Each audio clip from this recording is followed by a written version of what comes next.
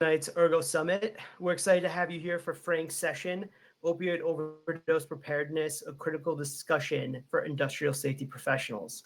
But before we get started, I just want to let everybody know there's a couple things that have been added.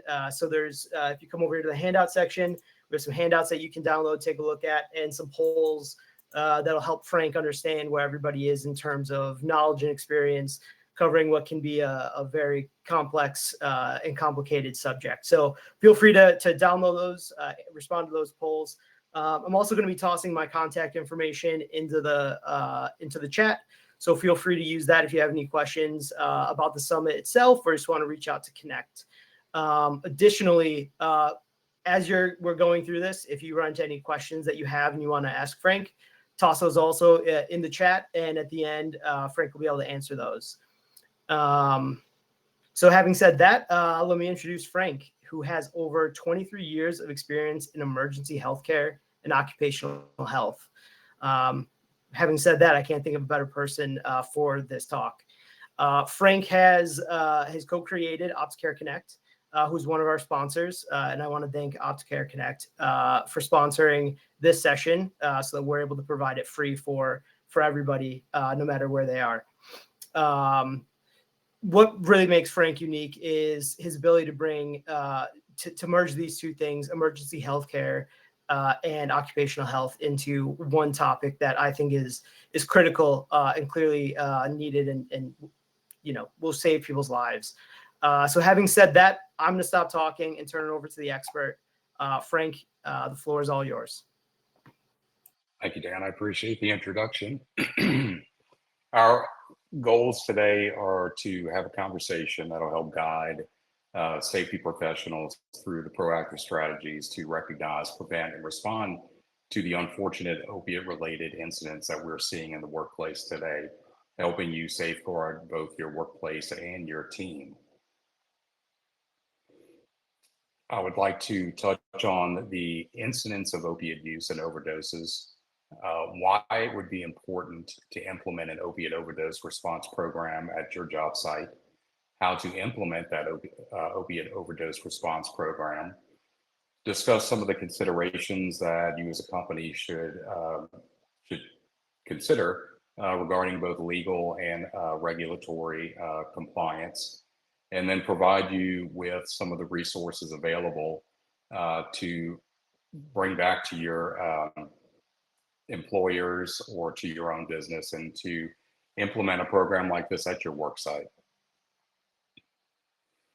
As Dan said, I've been in emergency medicine and occupational medicine for the better part of 23 years. I've taken care of, unfortunately, hundreds of opiate overdoses and tens of thousands, I would guess, opiate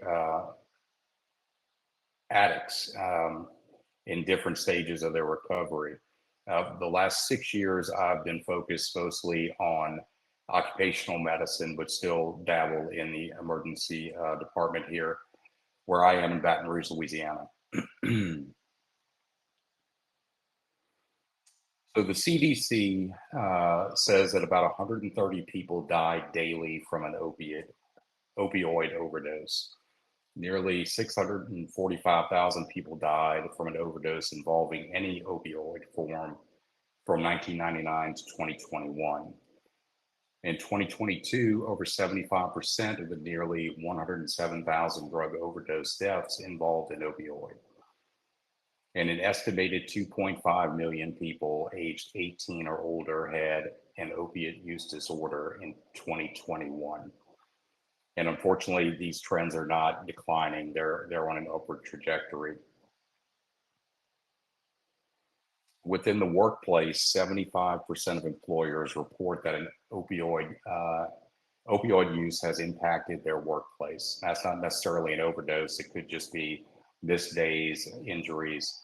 31% of the employers have experienced an overdose, arrest, a near miss, or injury due to opioid use. Unintentional overdose deaths at work accounted for 5.8% of occupational injury deaths in 2019. what we're seeing in the data is that the largest death rates on average affecting industry is within construction, manufacturing, the trades, transportation, and utility industries. You might ask why. Why are we seeing the rates specifically in those injuries where they're higher risk injury fields? They have more soft tissue injuries, more back injuries, and opioids are unfortunately commonly prescribed for these types of injuries. Literature also says that we're seeing this in those populations specifically because they're less likely to have insurance or a primary care provider. Looks like some of you are participating in the polls, and we appreciate that. Does your company have an opiate overdose response program in place? No, not considering one currently, and not that I'm aware of. Have you personally witnessed an overdose either in a workplace or elsewhere? No, I have not witnessed an overdose is 100% of the answers.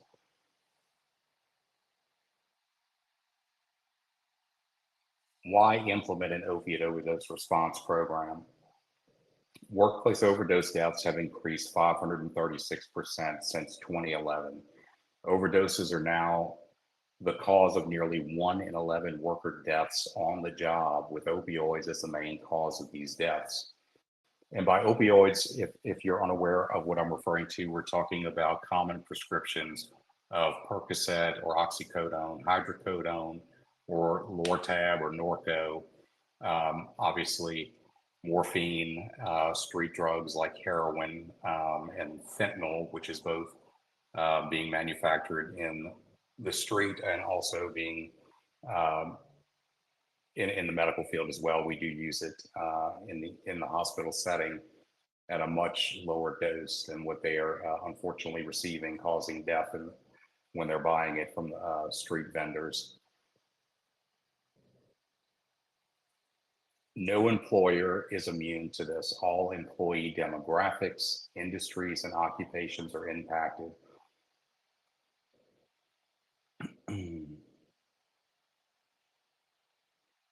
Some of the most frequent occupational injuries involving days away from work, overexertion, bodily reaction, and slips, trips, and falls can result in an opioid prescription. People who take opioids for too long or in doses too large are more at risk for developing an opioid use disorder and more likely to die of a drug overdose. Ultimately, the reason to implement an opioid overdose response program is to save lives. Research shows that administration of naloxone or Narcan by laypersons increase odds of recovery. It will also allow for workplace safety, and some people feel that the employers have an ethical responsibility and have a duty to care for their employees.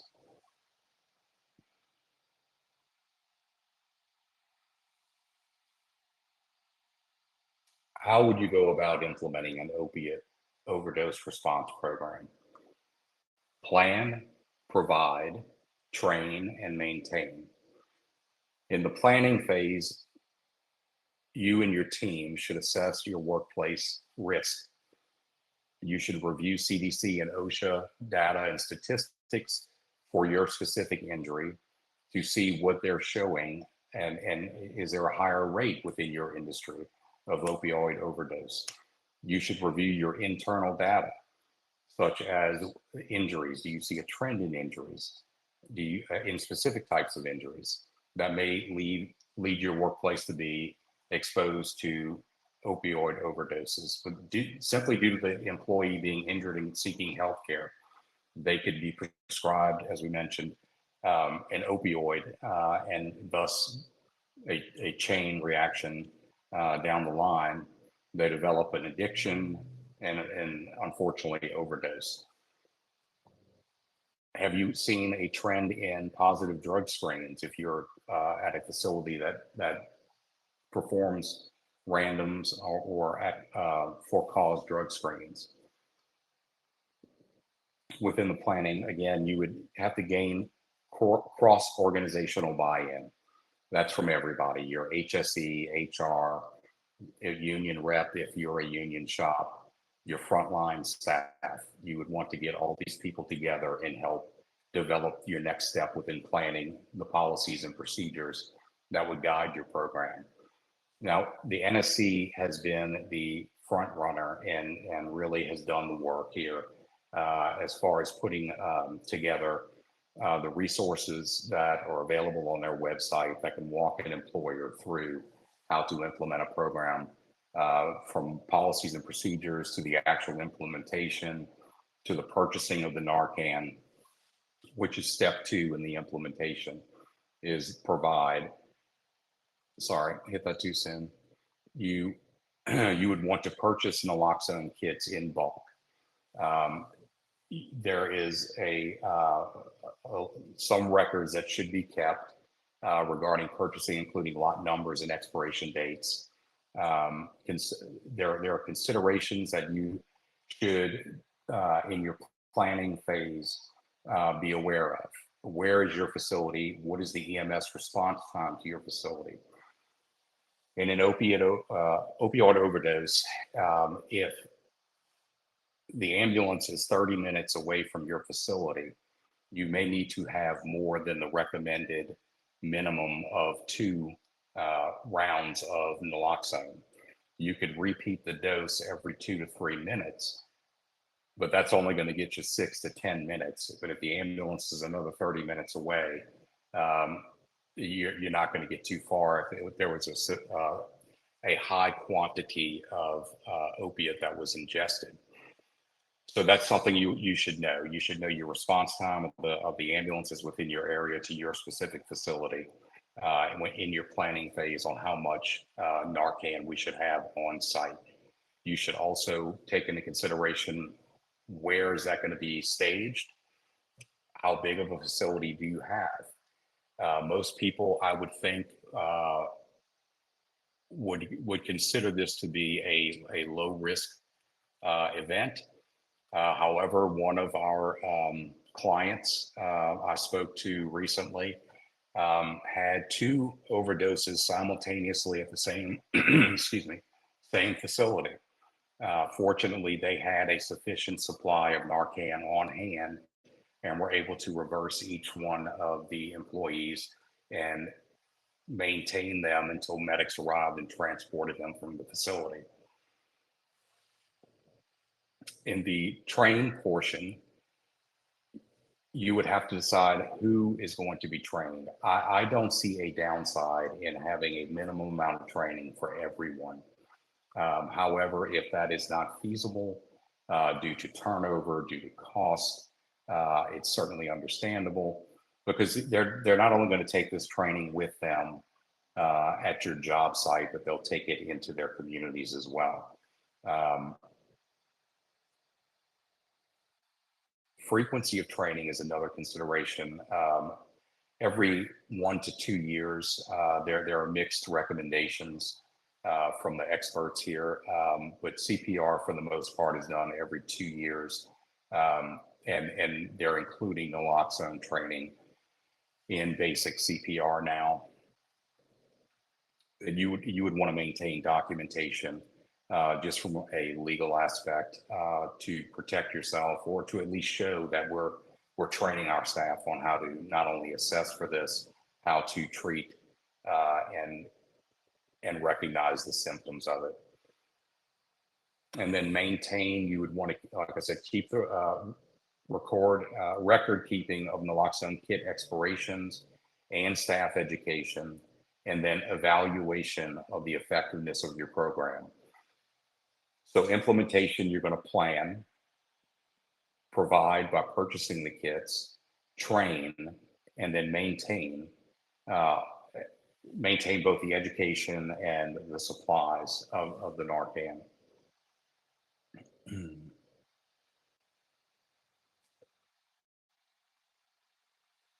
Considerations for you to discuss with your team.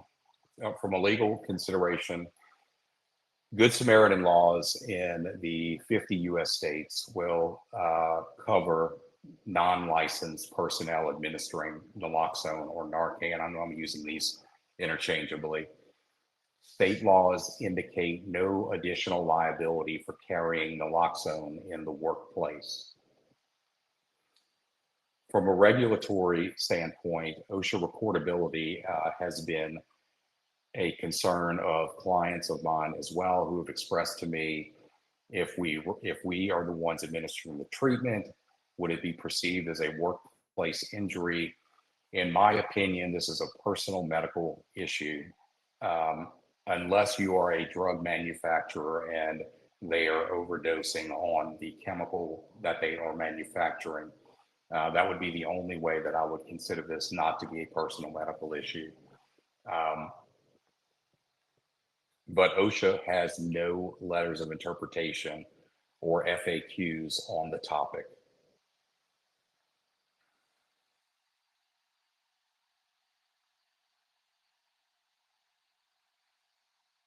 The last consideration would be the recovery workplace. What to do with a worker that is overdosed on an opiate or has opiate use disorder.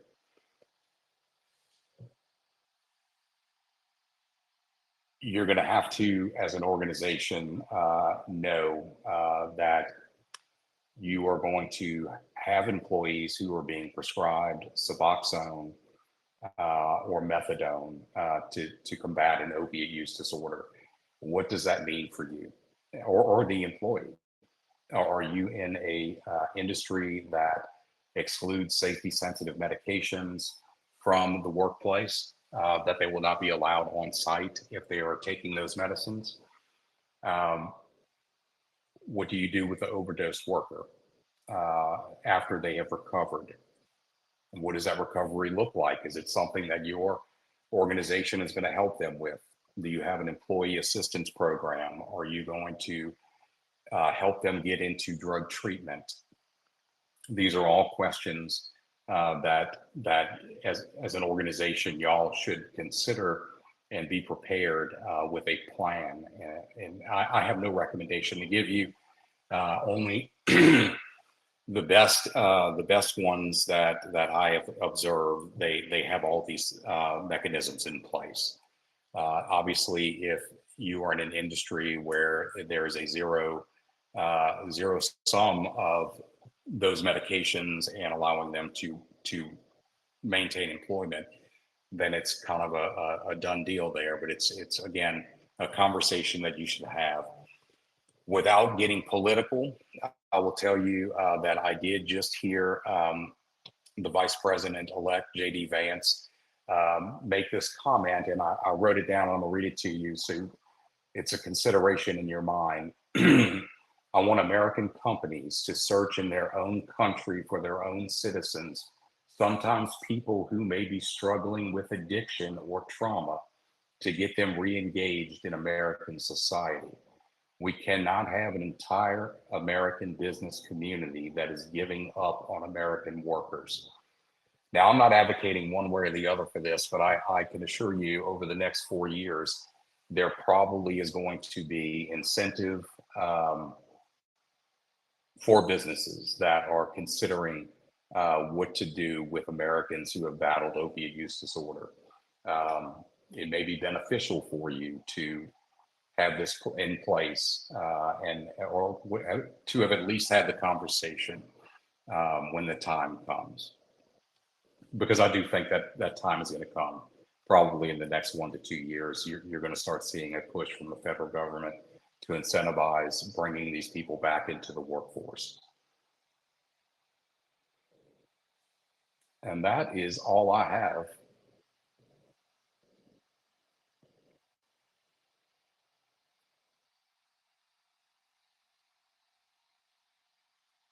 Dan, are you with me?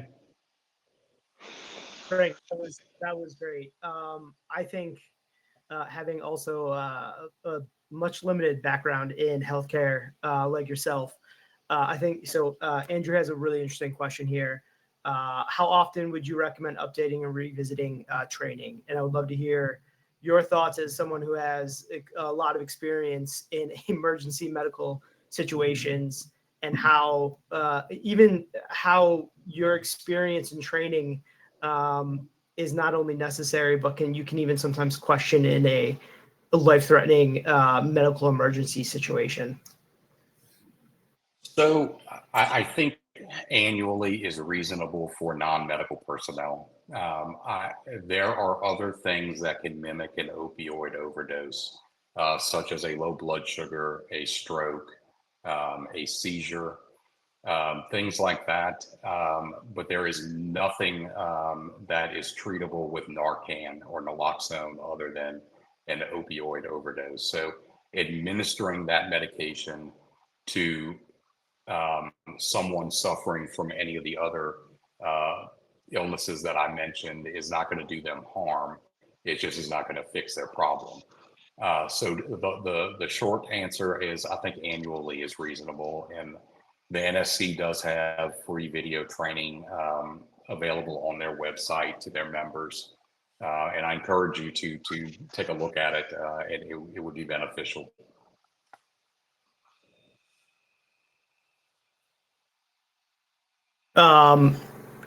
Before we, I don't want to wrap this up too soon. If anybody has any questions, please feel free, add them to the chat, and we're more than willing to be able to answer those.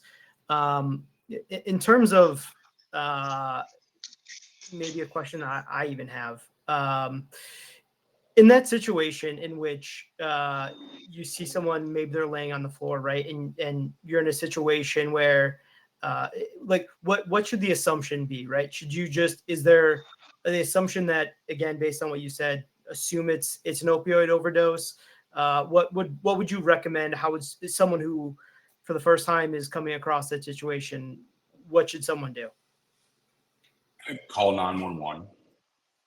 Regardless of what the cause is, if the person is unresponsive. However, if you have a suspicion, such as you notice strange behaviors, or the person when you were speaking to them earlier had pinpoint pupils, like very narrow, small pupils, I don't think you're going to do the wrong thing by administering the Narcan if you have it. But again, if you know your coworkers and you know that John is a diabetic and you saw him earlier and he just kind of didn't look right and was a little sweaty, could be his blood sugar. It's about knowing your people and just kind of keeping an eye out for everyone.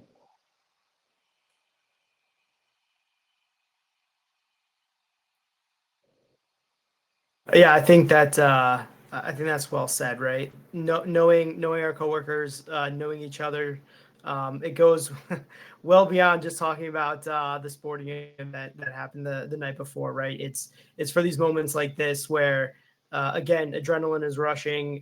You may be in a state of panic, seeing something, again, like you said, one of your clients who had never experienced something like this, and now twice, they've experienced a situation that they had never experienced before. That can not only be traumatic, but for people who witness that, but also be one of those things again where being having a clear understanding of your coworkers and the people that you care about comes into play, right? Because this is some knowledge that can go outside of the workplace to just your community. So I think that's really important in terms of understanding that.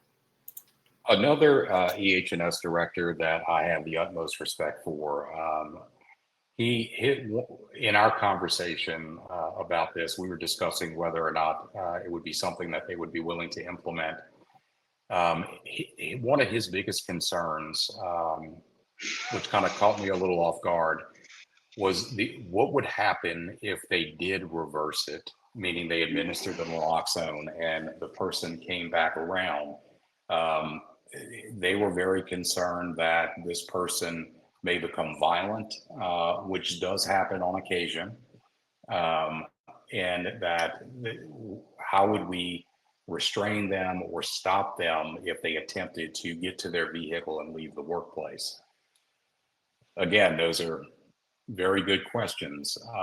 And I mean, the honest answer is I've watched Narcan be administered, like I said, hundreds of times. Um, they're usually almost always very angry, but very rarely have I seen true violent behavior as a result of it. But I can tell you that that person should absolutely not be allowed to get in their vehicle to leave that job site, because in 2 to 3 minutes, if they had a dose sufficient to carry through, it would put them out again. It would be behind the wheel of the vehicle and a potential threat to anyone in the general public. So another part of the consideration that should be discussed. There's an interesting comment that Caesar made here. How he just had 2 employees take an edible on Friday. In terms of maybe drug interaction, right? Is there anything that people need to be aware of, right? Like someone has taken, overdosed on opioids with alcohol or with an edible or some other medication, and are there concerns around that? Yes, but the opioid is going to be the one that kills them. The alcohol will certainly potentiate it and make it worse or more expedited. The edibles and other street drugs like cocaine, that's the interaction is not going to be bad. If indeed what they are doing is a cannabis edible. Some of these, some of the participants may be in states where it's legalized and available. They just legalized it here in Louisiana by prescription. And we have a large synthetic marijuana, large amount of use here. And there is no telling what they're getting in that. That's a completely different presentation. They're usually, we usually don't see them until about 3 days afterwards if it's been a bad batch. But it's again not immediate life-threatening respiratory depression resulting in cardiac arrest, which the opiate overdose is. Laura has a question. She asks, can you speak upon the Good Samaritan law? What is it? How does this affect employers or the employees? So all 50 states have a Good Samaritan law on the books, and I believe almost all of them were updated to include naloxone administration by a layperson, meaning someone who is not licensed to administer any type of care or first aid. The Good Samaritan law is to protect you, the Good Samaritan who is sitting at Waffle House behind someone who is choking, and you saved their life, but they want to sue you because you broke a rib doing the Heimlich maneuver on them, or a person that you performed CPR on who fell out in front of you at your child's ball field watching them play soccer, and you crack some ribs doing chest compressions on them. That's what those laws are meant to protect. Someone who's trying to truly be a good Samaritan and help their fellow human, and now that person is going to try to take legal steps against you for saving their life. But I believe I'm looking at the handouts. One of the handouts, legal considerations, the one pager, I believe it has links within it so that you can look up state by state the Good Samaritan laws. That's also a great thing in case anybody joined late. There are handouts in the handout section, so feel free to jump in, download those so you have them to use going forward. In the meantime, before we wrap up, if you have any other questions, please feel free, add them in the chat. We'll get to them before we end this session. But all I can say is, Frank, thank you for your time, for your knowledge, for sharing that with everybody here. I really think, there's certain things in life that become final, and unfortunately, opioid overdose deaths are one of those things that there are no coming back from. And so now, hopefully, people here have some knowledge to be able to be prepared for, heaven forbid, they're in that situation, to save someone's life. Because again, once it's over, it's over, and you can't reverse it. So I think that the knowledge, the handouts that you were able to share today, is something that I think is going to be valuable for somebody, and they won't even know, they won't see it coming, but they'll wake up one morning, experience something, and they're going to say, wow, I'm really glad that I know this, and I hope it's, because of this talk. So thank you again. And if there's no other questions, comments, I guess I'll say again, thank you for everybody for being here. Frank, thank you again. And thank you, Opticare Connect, for being our sponsor. Again, we wouldn't be able to have the entire summit be free without sponsors like Opticare. And lastly, I just want to say we have our next session coming up at 4 p.m. Eastern. So I hope you're able to make that, and we'll see you then. Thank you. Bye, everyone.